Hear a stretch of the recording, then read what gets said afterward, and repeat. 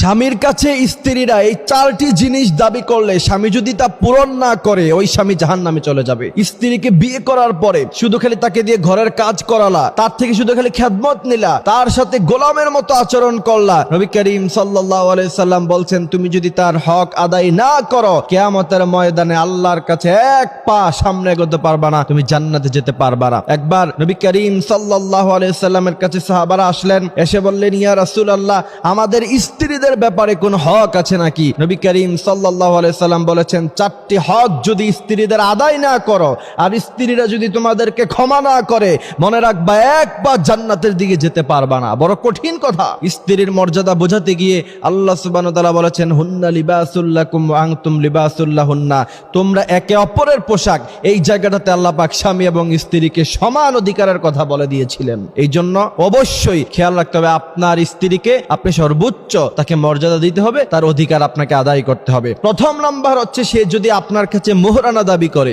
অবশ্যই আপনাকে মোহরানা দিতে হবে। এবার আপনি বলবেন যে হুজুর যদি মোহরানা দেওয়ার মতো ক্ষমতা না থাকে, মোহরানা দেওয়ার মতো ক্ষমতা না থাকলে আপনি বিয়ে করছেন কেন? আপনাকে বিয়ে করতে কে বলেছে? আপনার স্ত্রী যদি আপনার কাছে মোহরানা দাবি করে অবশ্যই আপনি তাকে মোহরানা বুঝিয়ে দিতে হবে, আর না হলে আল্লাহর কাছে আপনাকে তার জন্য জবাবদিহিতা করতে হবে। এই জায়গাতে এসে আপনার কাছে যদি একান্তভাবে মোহরানা দেওয়ার মতো সক্ষমতা সেই সম্পদ যদি আপনার কাছে না থাকে তাহলে আপনি বেশি থেকে বেশি যেটা করতে পারেন অত্যন্ত বড় নম্র ভাষায় তার থেকে আপনি ক্ষমা চেয়ে নিতে পারেন। তবে কোন স্ত্রী যদি ক্ষমা না করে আপনি কিন্তু কোনোদিন ক্ষমা পাবেন না। এই জন্য তাকে ভালোবাসা দিয়ে আদর দিয়ে তার থেকে আপনি ক্ষমা চেয়ে নিতে পারেন। তবে আপনার যদি সামর্থ্য থাকে সম্পদ থাকে এরপরেও যদি আপনি তার কাছে ক্ষমা চাইতে যান তাহলে সে কিন্তু ক্ষমা না করলে কোনোভাবে আল্লাহর কাছে আপনি কোনোদিন পার পাবেন না। অবশ্যই আপনাকে মোহরানা আদায় করতে হবে। এরপরে নবী করিম সাল্লাল্লাহু আলাইহি ওয়াসাল্লাম বলেছেন দ্বিতীয় নাম্বার স্ত্রীর হক হলো তা যদি তোমরা আদায় না করো কিয়ামতের মাঠে